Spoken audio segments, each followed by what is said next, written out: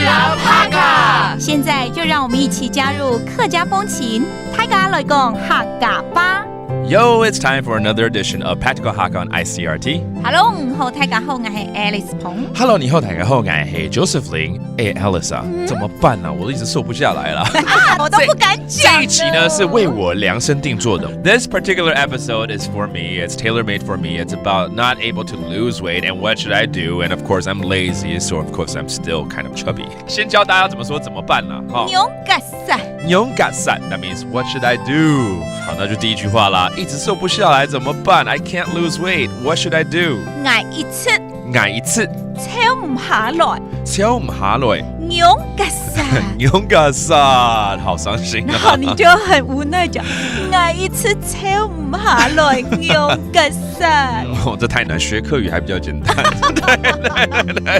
All right, that means I can't lose weight. I'm not able to lose weight. What should I do? All right. 挨一次超唔下来，勇敢散。挨一次超唔下来，勇敢散。很多人都是谁叫你吃那么多又不运动？对，其实常常会听到这个回话，我也知道啊。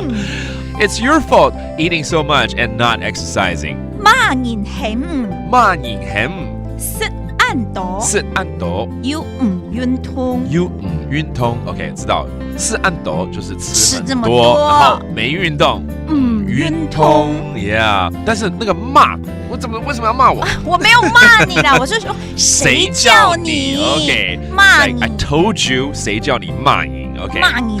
It's good. I'll remember that now. 哎呀，反正一回到家就懒得不想运动了嘛。哦，所以我们来教大家怎么说，一回到家就不想要动啊。一转都不下，一转都不下，手毛上爱停筒，手毛上爱停筒。很多时候下了班就真的累了嘛。累了就会肥了。对啦，这是借口啦。要有毅力，要运动。你看很多人那么身材那么好，也在上班的啊，对不对？是啊。好 ，Let's review some of these phrases, such as so. 超 that means skinny, and then 运动 which is exercise. 运通，但是如果只是动而已的话，挺同 Okay, so 运动 is sports or exercise, and 挺同 is to move. 动 All right, got it. And it's all about the phrase 怎么办 What should I do? 勇敢散，勇敢散 and 1、2、3、4 2、2、3、4大家运动，下次再见。OK， 张来了，俺是谁？张来了。客家风情由客家委员会监制。 We Love Hakka has been brought to you by the Hakka Affairs Council.